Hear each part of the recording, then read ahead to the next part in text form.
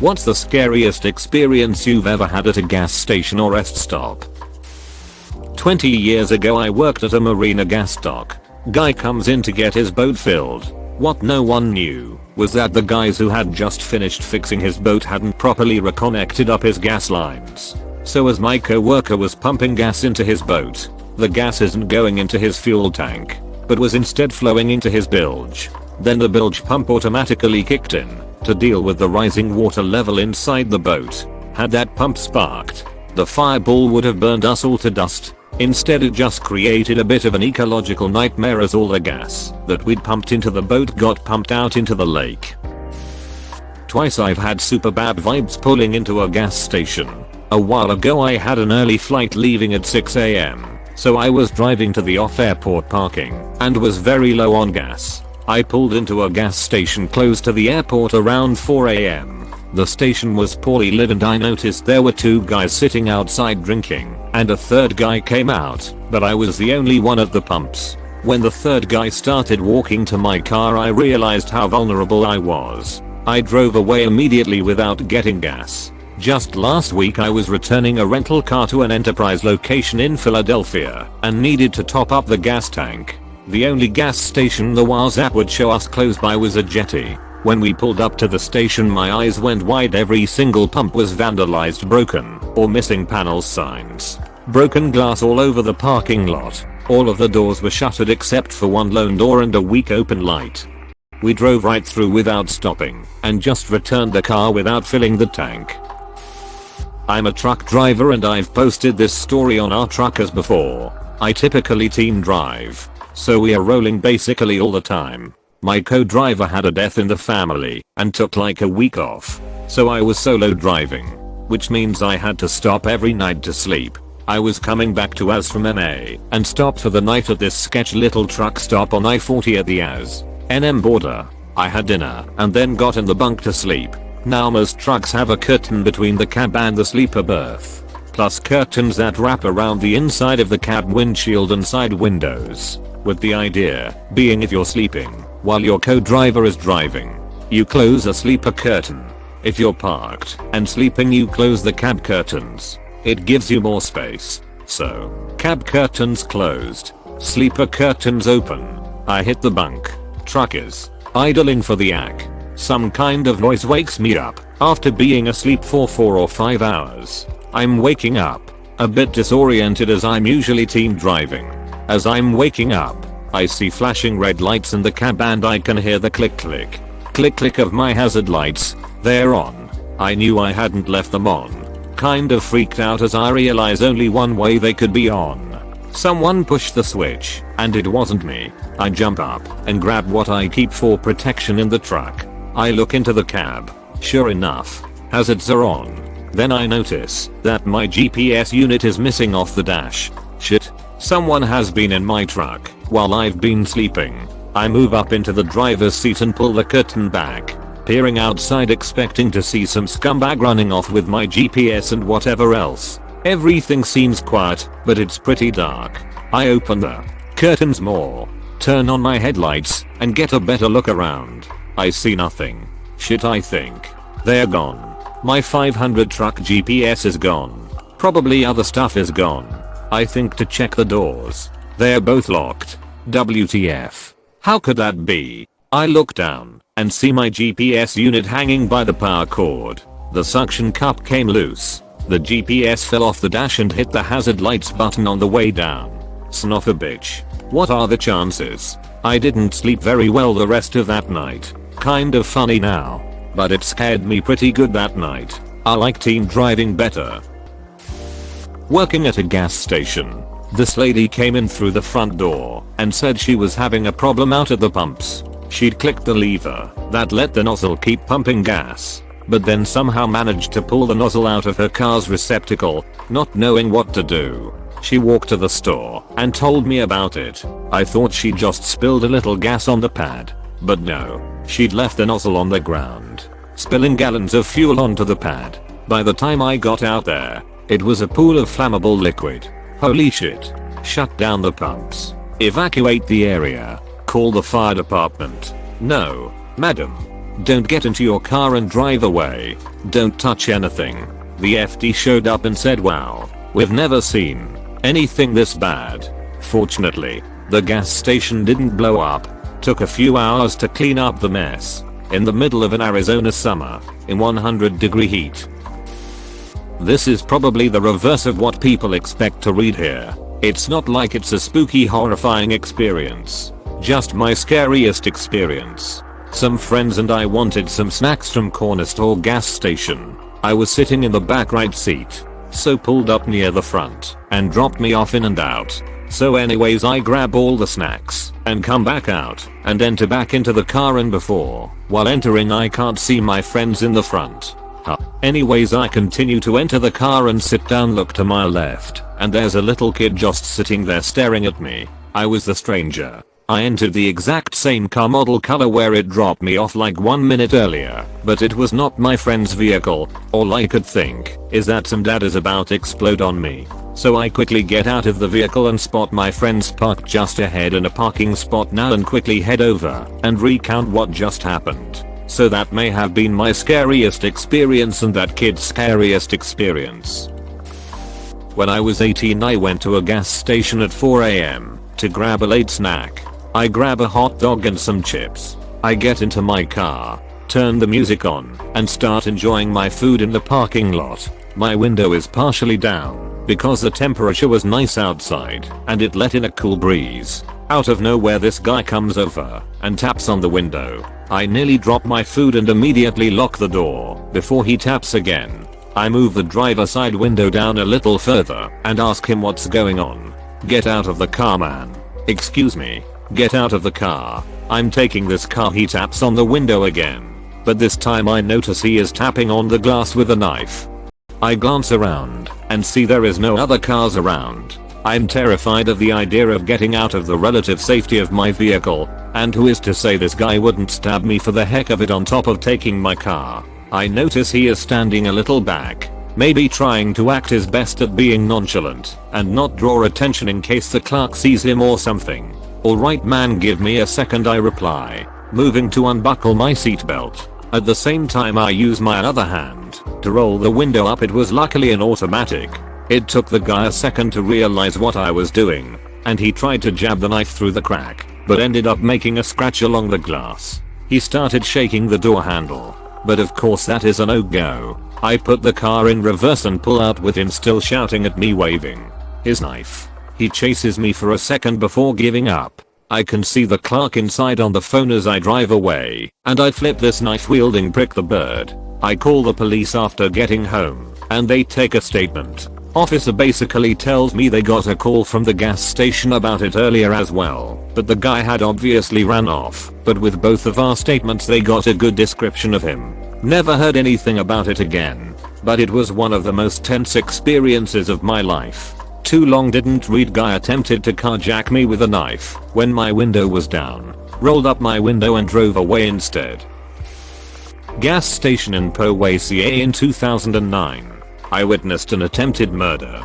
I was sitting in my truck with the lights off late at night. I saw a teenager hit another teenager in the head with what looked like a chunk of rubber. Kid went down and the other kid ran away. Somebody called 911. Kid was unconscious and bleeding. Ambulance came for the kid. I gave a description to the cops. They found the kid in a garage a block away. I identified him from the back of the police cruiser while the cops had him pressed against the wall. I had to give a statement of what I witnessed to the juvenile court in San Diego. When I was about 7 or so, I got really sick and ended up staying in the hospital for a day or so. When I finally started feeling, my dad was allowed to take me home. So he picked me up that night. It was probably just around midnight, and on the way home we stopped at a gas station. While I sat in the truck waiting for my dad to return, some guy opened the driver's side door and got in. I'm pretty sure he was about to steal the truck until he noticed me sitting there. He panicked and said something like, "Oh, I was just checking the time," then got out and left. About 2 minutes later my dad got back and life was good. For whatever reason I didn't mention what had happened to him until years later. But looking back, I could have easily been kidnapped or something, which is horrifying. I posted this on another thread a while ago but fits here. I grew up in a smaller town, around 6,000 people, and my family frequently went out at night to go on walks and such. We'd never see people out and always felt safe, so it was never a thought in my mind that something bad would happen. My parents always lectured us about not talking to strangers and being safe at night, especially since I'm a rather short girl, also around 16, 17 when this happened. We moved to a nearby town that's much larger a couple years ago, which has a bad reputation. One night, my mom's boyfriend had a bad stomachache, and my mom's car wasn't working. So she asked me if I would go and get some Tums from the nearby gas station, which wasn't even 5 minutes away. I said yeah, cause I didn't mind, and I knew he wasn't feeling great at all. It was around 10:30 p.m. and super dark out. I pull into the gas station and go to park at the entrance when I see a guy in a hoodie standing by the front doors, shielding his eyes from my lights. The thing is, my headlights aren't bright at all, even when my brights are on, so I knew something was up right away. I got out, made sure I locked my door, and hurried in. They didn't have any Tums or anything related to them, so I quickly left. Hurrying back to my truck, I noticed that the guy was gone, and there was now a car parked next to mine. Even though no one had come inside, I quickly get in and shut the door, and something in me told me to lock my door manual locks. Plus I sit far forward, so they're behind me, so I never had the thought to lock them. Not even a second later the guy comes out from behind the other car and is trying to open my door, banging on my window and screaming at me to open the door and let him in.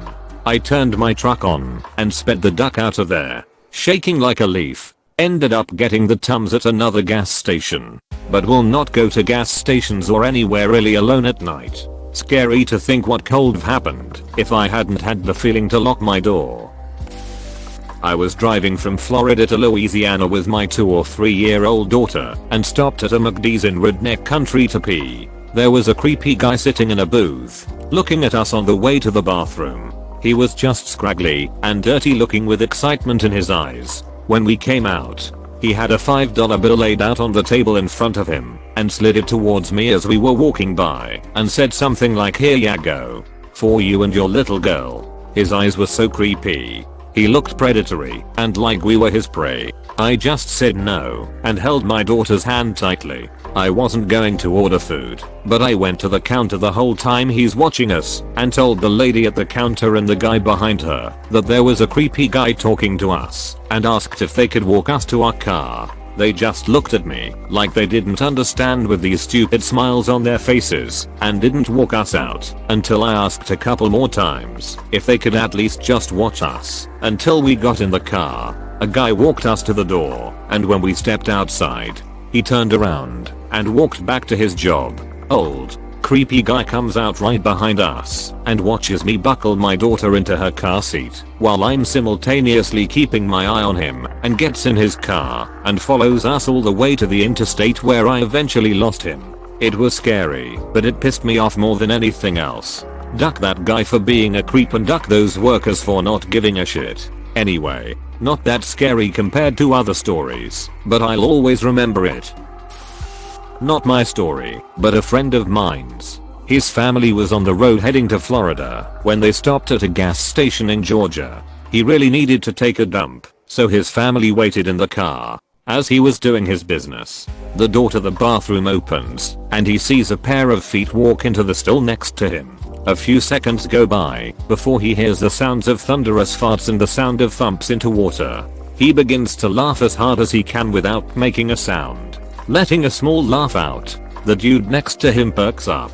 He starts banging on the walls. The pooper says, "Someone in there." My friend stays quiet while still laughing. The pooper stands up, not even bothering to pull his pants up. The pooper starts banging on the door to my friend's stall. He desperately tries to keep the door shut. The pooper says, "I'll beat the shit out of you." Ironically, this moment, my friend is now actually scared and fearing for his life. Suddenly, the pooper stops banging on the door, walking over to his stall and wipes his ass. The pooper then storms out of the bathroom. My friend still frozen in fear. My friend then waited in the stall for a few minutes, thinking that the pooper would be waiting for him outside the bathroom. After 5 minutes or so, my friend runs out of the gas station and into his family's car. He actually didn't talk about what happened until his family got to the hotel in Florida. The way he was telling the story still makes me laugh out loud to this day. This dude honestly thought a stranger was going to beat him up from the sound of his rancid shit. Bitter cold. Dark in winter. Gassing up at 5:30 am. Just barely awake. While I'm at the pump, I see a bundled up dude, hoodie pulled tight around his face, walk out of the gas station, right past my pump, avoids eye contact and heads down the street. No big deal. It's winter, right? I finish fueling up, pay at the pump. I head to the station to grab a snack and the door is locked. Lights on. I can see employees gathered in there, but they won't let me in. Suddenly it dawns on me, they just got robbed, at gunpoint, by the dude that had just walked by me a minute ago. Checked the news later that day, sure shit, a robbery. If I had been 2 minutes earlier, I'd have been inside while it happened. Crazy world, I tell ya. Summertime in California on a hot day, saw a man drenching himself with what I assumed to be water, only to find out seconds later it wasn't. Saw a large fireball erupt in the rearview mirror as my mom was coming out from paying. The clerk came out and hit the e-stop. She ran, hopped in the car, and never looked back. Found out from the papers it was a Mexican Mafia style suicide with his family kidnapped. I was parked at a rest stop in the middle of Texas, stretching my legs. There was a good amount of traffic right behind me on the highway and plenty of road noise. As I stepped towards the restrooms, I heard some horns honking, so I glanced over my shoulder while walking and felt a rush of wind and the roar of a truck engine go past me. Traffic was stopping on the highway and an 18-wheeler lost its brakes and went hauling ass through the rest stop parking lot and nearly took me and 4 cars out, but managed to avoid everything except a dog poop station on his way through. If I wouldn't have slowed down to look over my shoulder, I would have been a smear on the asphalt. Thanks for watching. Consider subscribing for more videos.